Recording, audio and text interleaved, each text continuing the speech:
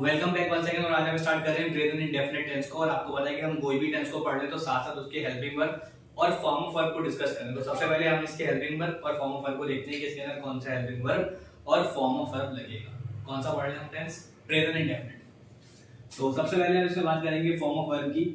तो present indefinite के अंदर वर्ब की फर्स्ट फॉर्म का यूज होता है, लेकिन इसके साथ साथ एस और ईएस का भी यूज होता है, लेकिन ये जो है कुछ कंडीशंस के ऊपर अप्लाई होता है। ठीक है, तो अब ये वो क्या कंडीशंस हैं उसको हम अपने साथ साथ लेक्चर में डिस्कस करेंगे। अभी आप इतना ध्यान में रखें कि प्रेजेंट इंडेफिनिट के अंदर वर्ब की फर्स्ट फॉर्म लगती है और वर्ब की फर्स्ट फॉर्म के साथ कुछ केसेस के अंदर एस और ईएस का इस्तेमाल होता है। और उसके बाद इसके हेल्पिंग वर्ब को डिस्कस कर लेते हैं। तो इसके हेल्पिंग वर्ब में हमारे पास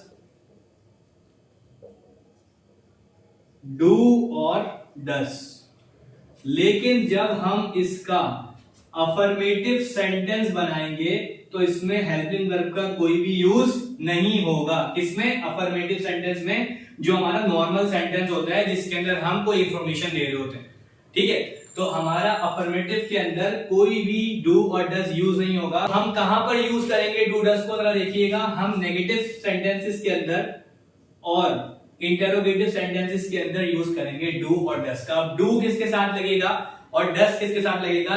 तो इससे पहले हम इसकी डेफिनेशन को डिस्कस करते हैं और उसके बाद फिर इसकी एग्जांपल्स देखेंगे। वहां पे हमारे पास डू डस का कॉन्सेप्ट भी क्लियर हो जाएगा और एस और ईएस वाला कॉन्सेप्ट भी क्लियर हो जाएगा। तो प्रेजेंट इंडेफिनिट की डेफिनेशन को डिस्कस कर लेते हैं। आपके सामने डेफिनेशन लिखिएगा। Present indefinite used to describe action that happens regularly और रूटीनली।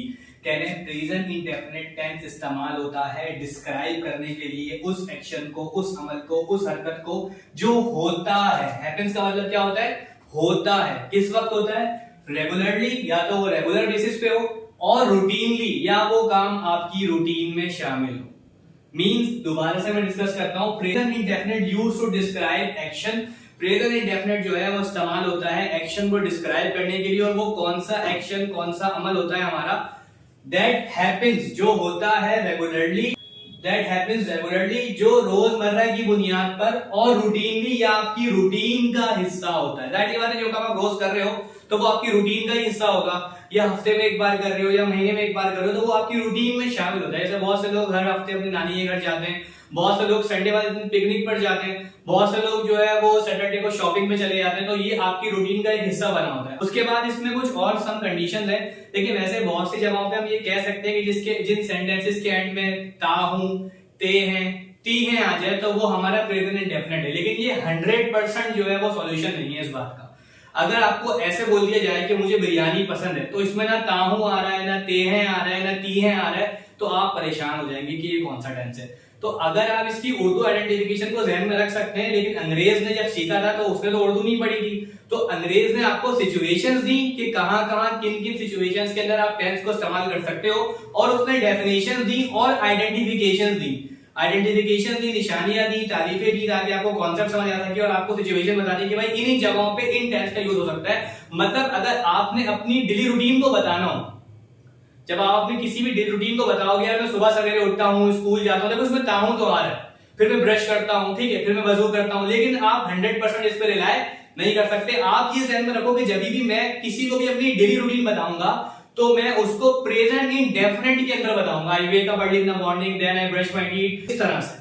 और अगर आपका कोई रिपीटेड एक्शन, मैं क्रिकेट खेलता हूं, मैं स्कूल जाता हूं, मैं बाजार जाता हूं, मैं नानी के घर जाता हूं, मैं कोचिंग जाता हूं, मैं स्कूल जाता हूं, मैं जो है वो मदरसे जाता हूं, मैं दोस्त के घर जाता हूं, तो ये जितने भी सेंटेंस हैं ये आपका रिपीटेड एक्शन है। तो आप तो जब भी आप अपना कोई रिपीटेड एक्शन को बताओगे तो आप उसे प्रेजेंट इंडेफिनिट बताओगे। अभी तक जो हमने सीखा, हमने क्या सीखा? हमने सीखा प्रेजेंट इंडेफिनिट के अंदर जो हेल्पिंग वर्ब यूज होगा वो डू डज होगा, किन प्रोनाउंस के साथ डू यूज होगा और किन प्रोनाउंस के साथ डज यूज होगा वो हम आगे डिस्कस करेंगे। और हमने एक चीज और सीखी, प्रेजेंट इंडेफिनिट के अंदर वर्ब की फर्स्ट फॉर्म लगती है और उसके साथ एस और ईएस भी आता है कुछ जगहों पे। अब वो कौन सी जगह है वो हम डिस्कस करते हैं। तो चलिए इनकी कुछ आइडेंटिफिकेशंस को डिस्कस कर लेते हैं। तो कुछ टेंसेस के अंदर आपको आइडेंटिफिकेशन भी बताई जाती है ताकि आपका कॉन्सेप्ट बहुत ज्यादा अच्छे तरीके से क्लियर हो जाए। जैसे अब पास्ट कंटिन्यूअस है उसमें आइडेंटिफिकेशन का कोई कॉन्सेप्ट ही नहीं, क्योंकि उसमें बहुत ही सिंपल है, कोई ऐसा काम जो आप माजी में कर रहे हो कंटिन्यू हो वो पास्ट कॉन्टिन्यूस है। लेकिन इसके अंदर आपके पास आइडेंटिफिकेशन आ रही है, और वो आइडेंटिफिकेशन क्या है वो डिस्कस कर लेते हैं। जरा देखिएगा, हमारे पास सबसे फर्स्ट है, आप इसे आगे पीछे भी कह सकते हो, कोई इशू नहीं है। रिपीटेड एक्शन, जो काम वो काम जो हम रोजमर्रा की बुनियाद पे करते हैं, या हफ्ते में एक बार करते हैं, या साल में एक बार करते हैं, या हर हफ्ते करते हैं। जैसे हम हर साल ईद पे नानी के घर जाते हैं, अब ये रिपीटेड एक्शन है, भले साल में हो रहा है लेकिन हर साल जाते हैं, ठीक है। तो ये हमारा, अब हम किसी को अगर बताएंगे तो हम उसे प्रेजेंट इंडेफिनिट के अंदर बताएंगे। मतलब बात समझ में आ रही है? उर्दू के अंदर जब हम किसी को बताएंगे, हम उसकी इंग्लिश कन्वर्ट करेंगे उर्दू की, तो हम प्रेजेंट इंडेफिनिट में बताएंगे, किसी और टेंस को यूज नहीं कर सकते, यहाँ पे सेंटेंस गलत हो जाए। सेकंड हमारी आइडेंटिफिकेशन है डेली रूटीन। जैसा कि मैंने आपको पहले बताया, जब कभी भी हम अपनी डेली रूटीन को किसी के साथ भी डिस्कस करते हैं, बताते हैं, तो हम उसे कौन से टेंस में बताएंगे? प्रेजेंट इंडेफिनिट में बताएंगे। अब हम अगर किसी को अपनी पसंद और नापसंद बता रहे हैं, मुझे बिरयानी पसंद है, मुझे कबाब पसंद है, मुझे केक पसंद है, मुझे कोई भी खाना जो आपको पसंद हो, ठीक है, तो आप उसे किस में बताओगे? प्रेजेंट इंडेफिनिट के अंदर। फॉर एग्जांपल, जब भी आप इसकी उर्दू करोगे, मुझे बिरयानी पसंद है, आई लाइक बिरयानी। अब ये कौन सा टेंस आ रही है? आपने देखा भाई, आई लाइक बिरयानी आ रहा है, आई के साथ वर्ब की फर्स्ट फॉर्म आ रही है, और फर्स्ट फॉर्म किसमें यूज होती है? प्रेजेंट इंडेफिनिट के अंदर। सब्जेक्ट के फौरन बाद अगर वर्ब की फर्स्ट फॉर्म आ रही है तो आप 100% बोलोगे ये कौन सा टेंस है? Present indefinite. और उसके बाद हमने डिस्कस करा लाइक एंड डिसलाइक। जब तुम अपनी पसंद और नापसंद का जिक्र करोगे तो भी तुम प्रेजेंट इंडेफिनिट के सेंस में करोगे। और लास्ट है हमारा यूनिवर्सल फैक्ट। वैसे तो और भी हैं आइडेंटिफिकेशंस, लेकिन यहां पर मैं आपके पास 4 बेसिक आइडेंटिफिकेशन रख रहा हूं यूनिवर्सल फैक्ट्स, ठीक है। जब आप यूनिवर्सल फैक्ट्स बता दो, जैसे फॉर एग्जांपल 2 into makes 4, 2 और 2 क्या होते हैं? 4। 50 साल पहले भी वही थे, आने वाले 50 साल बाद भी वही होंगे, चेंज नहीं हो सकते। तो जब भी आप उसको किससे बताओगे? प्रेजेंट इंडेफिनिट के अंदर ही बताओगे। फॉर एग्जाम्पल, अगर मुझे बोलना हो मैं इंग्लिश पढ़ता हूं, मैं इंग्लिश पढ़ता हूं, इसका मतलब क्या है? मैं किसी को बता रहा हूं, यार आप क्या करते हो? मैं इंग्लिश पढ़ता हूं। इसका मतलब एक बार तो नहीं पढ़ता हूंगा। अगर मैंने एक बार पढ़ी थी तो मैं किसी और सेंस में बोलता मैंने इंग्लिश पढ़ी थी, पहले कभी पढ़ी थी। अभी आप क्या बोल रहे हो? मैं इंग्लिश पढ़ता हूं, ये काम आप करते हो, इसका मतलब रिपीटेड एक्शन है आपका। और जब भी आप किसी को अपना रिपीटेड एक्शन बताओगे तो आप कौन से सेंस में बताओगे? प्रेजेंट इंडेफिनिट के अंदर। तो आप यहां लिख सकते हो present I study. First form क्या होती है बेटा? वर्ब की, आई स्टडी। जब भी आप प्रेजेंट इंडेफिनिट से रिलेटेड सेंटेंस क्रिएट कर रहे होगे तो सब्जेक्ट के फौरन बाद आप वर्ब की कौन सी फॉर्म लगाओगे? फर्स्ट फॉर्म लगाओगे। तो बोलोगे I study English, I study English. I जो है वो आपका फर्स्ट पर्सन कंसीडर किया जाता है, आई और वी। आप जब भी फर्स्ट पर्सन से रिलेटेड सेंटेंस को बनाओगे, जैसे आई के साथ आप एस और ईएस का इजाफा नहीं करोगे। लेकिन अगर आप थर्ड पर्सन का बताओगे, मुझे उम्मीद है आपको थर्ड पर्सन के बारे में बताओ, इंग्लिश की बेसिक्स हैं, मैं आपको जल्दी से रिपीट भी कर देता हूं। आई और वी आपका फर्स्ट पर्सन होता है, मतलब मैं बात करूं या हम मिलकर बात करें तो अंग्रेज कहते हैं वो फर्स्ट पर्सन कंसीडर किए जाएंगे। यू जो है वो सेकंड पर्सन होता है। अगर मैं आपसे बात कर रहा हूं, अगर हम मिलकर बात करें तो आप वी बन जाओगे, क्योंकि हम सब मिलकर बात करें तो वो फर्स्ट पर्सन होगा। लेकिन अगर मैं आपसे बात कर रहा हूं, यू कह रहा हूं, तो यू आपका सेकंड पर्सन कंसीडर किया जाता है। और अगर हम दोनों मिलकर किसी तीसरे की बात कर रहे हैं कि वो नहीं आया या वो लेट है या वो आता है, तो वो आपका थर्ड पर्सन कंसीडर किया जाएगा। ही, शी, इट और कोई भी नाम आपका थर्ड पर्सन कंसीडर किए जाते हैं। तो इंग्लिश के अंदर प्रेजेंट इंडेफिनिट के अंदर बेटा यही छोटी सी एक चेंजिंग है। जब भी आप थर्ड पर्सन से रिलेटेड सेंटेंस बनाओगे, आपके अंदर आपके सेंटेंस के अंदर थर्ड पर्सन आ रहा होगा, उसके साथ आप एस और ईएस लगाओगे। अभी जो है आई आपका कौन सा पर्सन है? फर्स्ट पर्सन है, ठीक है। तो आई के साथ आपने एस और ईएस का इजाफा नहीं किया, आप बोलोगे आई स्टडी इंग्लिश। अब अगर मुझे इसका नेगेटिव बनाना हो तो मैं ऐसे बनाऊंगा I do not study English, मैं इंग्लिश नहीं पढ़ता हूं। और अगर मुझे इसका इंटरोगेटिव बनाना हो, डू आई स्टडी इंग्लिश, ठीक है। क्वेश्चन में क्या बनाना मत भूलना। अब देखो मैंने आई के साथ डू यूज कर रहा है। अब या तो मैं आपको ऐसे बता दूं कि वी के साथ डू आएगा, आई के साथ डू आएगा, और जो है वो दे के साथ डू आएगा, या दो नाम होंगे उनके साथ डू आएगा। एक तो तरीका ये है, लेकिन एक तरीका ये है कि फर्स्ट पर्सन, सेकंड पर्सन और थर्ड पर्सन। अगर आप इसको लेते हुए चलोगे तो ये और ज्यादा आसान है। और फर्स्ट पर्सन देखो आपका क्या होता है? फर्स्ट पर्सन होता है आई और वी, ठीक है। इसके साथ आप क्या लगाओगे? डू। कब लगाओगे डू? जब नेगेटिव, जब कौन सा बनाओगे बेटा नेगेटिव, या कौन सा बनाओगे इंटेरोगेटिव सेंटेंस, जब क्या लगाओगे आप डू किसके साथ, फर्स्ट पर्सन के साथ, किसके साथ, फर्स्ट पर्सन के साथ। और जब आप फर्स्ट पर्सन के साथ अफर्मेटिव सेंटेंस बनाओगे, कौन सा सेंटेंस बनाओगे बेटे अफर्मेटिव, तो आप वर्ब के साथ ई एस और एस नहीं लगाओगे। सर ये ई एस और एस का क्या कॉन्सेप्ट है बेटा, मैं भी आगे बताता हूं आपको। ये आप फर्स्ट पर्सन के साथ यूज नहीं करोगे, मुझे उम्मीद है आपको समझ में आ रहा होगा, ठीक है। एक एग्जाम्पल हम आई study English, I do not study English, do I study English, ये तो हो गया। अगर मैं ऐसा बनाना चाहूं वी स्टडी इंग्लिश, तब भी सेंटेंस में कोई चेंजिंग नहीं होगी। अगर मैं ऐसे बोलूं we do not study English, तब भी कोई चेंजिंग नहीं होगी। और ऐसे बोलूं डू वी स्टडी इंग्लिश, तब भी सेंटेंस में कोई तब्दीली नहीं होगी। मुझे ऐसा बोलना होगा तुम इंग्लिश पढ़ते हो, तो कैसे बोलेंगे, उसमें भी कोई चेंजिंग नहीं होगी, क्योंकि यू के साथ भी आप एस और ई एस नहीं लगाओगे। You study English. अगर मुझे इसका नेगेटिव बनाना होगा बेटा, ये you study English, you do not study English, ठीक है। उसके बाद डू यू स्टडी इंग्लिश। तुम इंग्लिश पढ़ते हो, तुम इंग्लिश नहीं पढ़ते हो, क्या तुम इंग्लिश पढ़ते हो। देखें अब हमने फर्स्ट पर्सन से रिलेटेड सेंटेंस पूरे बना लिए, तब भी हमने इनमें कोई इजाफा नहीं करा एस और ईएस का, और ना डज यूज करा। क्या यूज करा बेटा, ना डज यूज करा, हमने क्या यूज करा, यू के साथ डू यूज करेंगे। क्यों, क्योंकि सेकंड पर्सन है, रूल्स ऑफ इंग्लिश है कि फर्स्ट पर्सन के साथ और सेकंड पर्सन के साथ जब आप प्रेजेंट इंडेफिनिट का नेगेटिव या इंटरोगेटिव बनाएंगे तो डू इस्तेमाल करेंगे। क्या इस्तेमाल करेंगे, डू। यू डू नॉट, ठीक है, I do not, we do not. लेकिन अब मुझे अगर ऐसे बोल रहा हूं, अब मैं थर्ड पर्सन पे जा रहा हूं, किस पे जा रहा हूं बेटा, थर्ड पर्सन पे।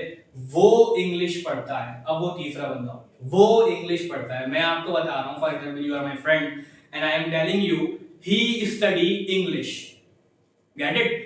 तो वो इंग्लिश पढ़ता है। अब मैं सेंटेंस में थोड़ी चेंजिंग आएगी, ये रूल हैं जो कि अंग्रेजों ने बनाए हैं, उन्हें हम फॉलो कर, कि उन्होंने कहा कि जब तुम थर्ड पर्सन के साथ प्रेजेंट इंडेफिनिट का सेंटेंस बनाओ और सेंटेंस यही हो, तुम किसी को बताओ कि वो इंग्लिश पढ़ता है, तो तुम उसमें डू नहीं लगाओगे, क्या यूज करोगे, डज। अब हम थर्ड पर्सन के हिसाब से एग्जांपल्स को देख लेते हैं, चलिए स्टार्ट करते हैं, ठीक है। तो हमारे पास थर्ड पर्सन कौन कौन सा होता है, ही, शी, इट, और जो दे है वो प्लूरल के सेंस में होगा। किस सेंस में होगा, प्लूरल के सेंस में होगा। अभी हम ही, शी, इट जो है उस हिसाब से देखेंगे। दे के साथ प्रेजेंट इंडेफिनिट के अंदर एस और ईएस का इजाफा नहीं करते हैं। हम देखें कैसे करते हैं। फॉर एग्जांपल हमने बोला ही गो टू स्कूल, वो स्कूल जाता है, ठीक है। तो ही गो नहीं कहेंगे, ही गोस कहेंगे। क्या कहेंगे भाई, गोस, क्योंकि प्रेजेंट इंडेफिनिट के अंदर जब आप थर्ड पर्सन से रिलेटेड सेंटेंस को क्रिएट करेंगे तो आप वर्ब के साथ एस या ईएस का इजाफा करेंगे। अच्छा, एस कब लगाना है और ईएस कब लगाना है, जैसे बहुत सारे वर्ब्स के अंदर तो आपको पता होता है, लेकिन अगर आपको इसमें और डीप जानना है ना, तो मैं आपको एक डिटेल वीडियो बनाऊंगा, इसके अंदर मैं आपको सिर्फ यही बताऊंगा कि कहां कहां आप ईएस यूज करते हैं, मतलब किन वर्ब्स के साथ आप एस लगाते हैं और किन के साथ आईईएस का इजाफा करते हैं, तो वो और क्लियर हो जाएगा आपको, ठीक है। तो ही गोज टू स्कूल, एंड अगर मैं इसका नेगेटिव बनाना चाहूंगा तो कैसे बनाऊंगा, ही डज नॉट। आपको पता है ना, जब आप प्रेजेंट इंडेफिनिट, हम कौन सा टेंस कर रहे हैं, हम कर रहे हैं प्रेजेंट इंडेफिनिट, ठीक है। तो प्रेजेंट इंडेफिनिट का ये हमारा अफर्मेटिव सेंटेंस था। कौन सा था, अफर्मेटिव। आप इसे असर्टिव भी कह सकते हैं। हम यहां कर रहे हैं negative, he does not go to school. आपको पता है थर्ड पर्सन के साथ, थर्ड पर्सन प्रोनाउन के साथ आप डज का इस्तेमाल करते हो, और आप जो है वर्ड की फर्स्ट फॉर्म में यूज करते हो, इसमें आप ईएस नहीं लगाते क्योंकि आपने यहां पर डज यूज कर लिया होता है। अगर आपको इसका इंटरोगेटिव सेंटेंस क्रिएट करना हो तो आप कैसे करेंगे, तो देखिएगा, does he go to school, does he go to school. तो आपने थर्ड पर्सन के हिसाब से एग्जांपल्स को देखा कि he go to school, he does not go to school, does he go to school. मुझे उम्मीद है आपको कॉन्सेप्ट क्लियर होगा। इसकी कुछ और एग्जांपल्स को डिस्कस करते हैं। तो हम जो है वो first person versus second person और first person versus third person, मतलब इन तीनों का कॉम्बिनेशन देखते हैं कि किस तरह से कैसे कैसे सेंटेंस बना सकते हो। ये सारा काम अभी हम जो और ये सारा टॉपिक जो हमारा चल रहा है वो प्रेजेंट इंडेफिनिट से मुताबिक चल रहा है। तो जरा देखो, मैंने एक सेंटेंस क्रिएट करा, आई गो टू स्कूल, ठीक है। ये मेरा फर्स्ट पर्सन है और ये प्रेजेंट इंडेफिनिट है। कौन सा है ये? Present indefinite. इसका मैं नेगेटिव कैसे बनाऊंगा? I do not go to school, I do not go to school, I go to school, do I go to school. Second person के हिसाब से देखते हैं, you go to school, same ही बनेगा। You do not go to school, इसके साथ आएगा। और अगर मुझे थर्ड पर्सन के साथ बनाना हो तो मैं यहां पर गो, एक ही टेंस चल रहा है, जो मेरा टेंस मेन टेंस है वो है प्रेजेंट इंडेफिनिट टेंस, ठीक है जी। ही गोज टू हो जाएगा, he goes to school. He does not go to school, यहां पर गो आएगा, ठीक है। बस आप थर्ड पर्सन के अंदर जब आप प्रेजेंट इंडेफिनिट कर रहे होगे, थर्ड पर्सन का जब आप अफर्मेटिव सेंटेंस बना रहोगे, कौन सा बना रहोगे? अफर्मेटिव। आप उसमें ईएस, एस और आईएएस का इजाफा करोगे वर्ब के हिसाब से, तो ही गोज टू स्कूल हो जाएगा। लेकिन अगर मैं इसका नेगेटिव बना रहा हूं तो he does not go to school, और इसका इंटरोगेटिव भी ऐसे बनेगा, does he go to school. और ये एक ही टाइम हमारे पास चल रहा था, first person, second person, third person. हमने इन तीनों को डिस्कस किया, इन तीनों को हमने देखा कि भाई हमारे पास एक ही टेंस के अंदर अगर हम फर्स्ट पर्सन का बनाएंगे तो गो लगाएंगे, सेकंड के साथ भी गो लगाएंगे, और इनका नेगेटिव बनाएंगे तो डू नॉट यूज करेंगे, और इंटरोगेटिव के अंदर डू यूज करेंगे। और यहां पर हमने देखा कि जब हम थर्ड पर्सन के साथ सेंटेंसेस को क्रिएट करेंगे तो he goes, she goes, Ali goes, Sana goes, इस तरह से जो है वो सेंटेंसेस को बनाएंगे। जब नेगेटिव बनाएंगे तो डू यूज नहीं करेंगे, इसके अंदर प्रेजेंट इंडेफिनिट के नेगेटिव के अंदर ही डज नॉट यूज करेंगे। और जब इंटरोगेटिव बनाएंगे तो does he go to school हो जाएगा। तो मुझे उम्मीद है आपको समझ आया होगा, प्रेजेंट इंडेफिनिट का टेंस यही था। तो मुझे उम्मीद है आपको समझ आया होगा। तो इससे मुताबिक अगर आपने कोई भी सवाल का मुझसे पूछ सकते हैं। तब तक के लिए